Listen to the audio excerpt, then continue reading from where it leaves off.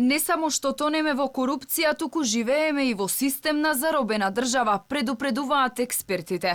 Председателката на Transparency International Слаѓана Тасева вели дека владата не сака да се соочи со реалноста. По катастрофалниот извештај за нивото на корупција во државава, власта скандалозно одбива да се соочи со резултатите и дури обвинува дека извештајот бил перцепција на граѓаните. Паѓа во вода и правдањето на вице-премиерот Љупчо Николовски, и Тасева тврди дека мислењето на граѓаните никако не влијаело врз истражувањето. Тука се работи за статистика од анализирани случаи, а индексот се вика индекс на перцепција затоа што го вршат други институции. Ние сме тука да делуваме како контролор на власта, затоа што корупцијата по дефиниција е врзана со власта.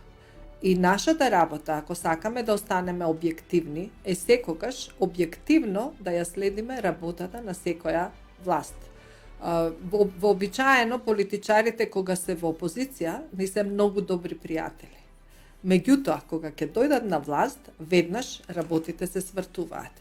Резултатите од извештајот во кој Македонија е рангирана на 111-то место од 180 земји покажуваат рекордно ниво на корупција во земјава, но власта обвини дека организацијата ја креирала лошата страна на извештајот. Не се случило некој да не повика, подготвени се да еве вака да не ги прифаќаат резултатите, отколку да се соочат со реалноста и да кажат добро, што е она што треба да се менува. Многу сериозен индикатор е дека тука се покажа незадоволството од работата на судството. Ние повторно имаме намалување во индексот за владење на право и правда.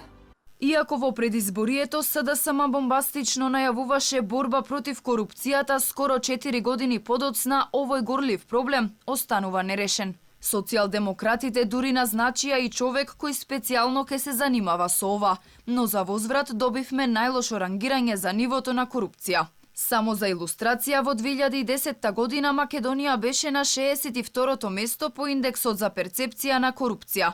Во 2014 година пак 2 места подолу. Драстичниот пат е од 2017 па наваму.